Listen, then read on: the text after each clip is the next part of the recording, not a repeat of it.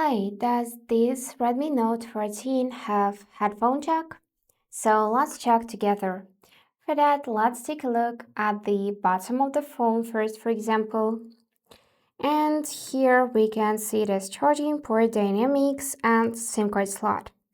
On the sides, we can find volume case and power button. On the left side, we got nothing, but on top, we could actually find 3.5mm headphone jack.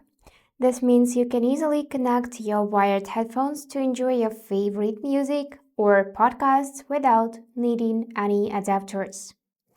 So that's it for today. If you found this video helpful, please subscribe, like, and comment.